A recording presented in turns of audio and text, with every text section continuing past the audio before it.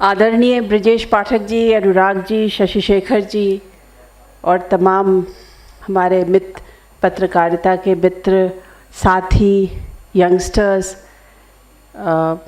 सब कुछ, क्योंकि मुझे इस प्रोफेशन ने बहुत कुछ दिया है, इसलिए मेरे लिए ये बहुत अहम बात है कि मैं इस प्रोफेशन के इस कार्यक्रम में आई हूँ। जब हम लोग यंग थे तो शायद कोई हाथ पकड़ने वाला नहीं था, लेकिन आज बहुत सारे ऐसे यंगस्टर्स हैं जिनका बहुत सारे सीनियर्स और शायद इंक्लूडिंग मी उनके हाथ पकड़ के बढ़ाया गया है, उन्हें बढ़ाया है, उन्हें रास्ता दिखाया है। क्योंकि हम लोग तो उस दौर के हैं कि खुद पानी पीने के लिए खुद कुआं खोदना पड़ता था, उस दौर वाले हम लोग हैं। 20 मिनट्स के हाई बैंड टेप से लेकर के और फिर वो जो जर्नी रही है, उस जर्नी में बहुत, जैसा सबने कहा, हर किसी की जर्नी में और हर प्रोफेशन की जर्नी में बहुत ऊबड़ खाबड़ होता है। तो उन सब से गुज़रते हुए आज हमारा भारतीय मीडिया एक बहुत ही बड़े मकाम पर पहुंचा हुआ है। आज जो वर्ल्ड की पूरी इकॉनमी है वो इंडियन इकॉनमी की तरफ देख रही है।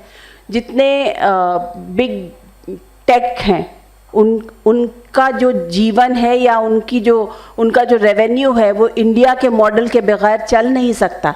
क्योंकि आप सबको पता होगा कि चाइना ने बिग टेक को बैन कर रखा है, तो इंडिया इतना बड़ा मार्केट है उनके लिए कि उसको ना वो इग्नोर कर सकते हैं और न ही उसके साथ वो कोई पंगा ले सकते हैं, क्योंकि हमारा जो मीडिया है वो बहुत स्ट्रॉन्ग है।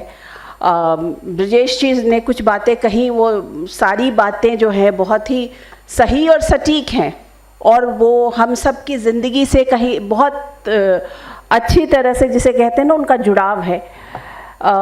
बात एआई की हो रही है, एआई का हवा हो रहा है कि अरे एआई आएगा तो पता नहीं शायद ज़िंदगी बदल जाएगी। ऐसा कुछ नहीं होगा। जब तक हम हैं, मतलब हम एज अ ह्यूमन बीइंग हैं, हम हैं यानी हमारी सोचने की शक्ति है, हम हैं, हमारे पास इमोशनल कोशेंट है, हम हैं कि हम अपने प्रोफेशन के साथ कोई कोताही नहीं कर रहे हैं। इन्होंने ब्रजेश जी ने बड़े धीरे से बोली कि वो आप इधर उधर ना होएं। इधर उधर होने की कोई ज़रूरत नहीं है किसी भी मीडिया प्रोफेशनल को। मैं तो चूँकि एआई जो है वो आपको क्या दे रहा है, AI is just a tool, let's take it as a tool.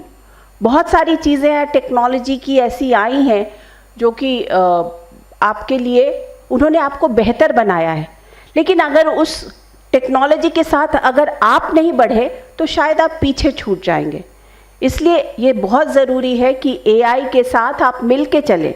Generative AI की बात हुई, एआई एंकर्स आ गए, किसी का कुछ हुआ?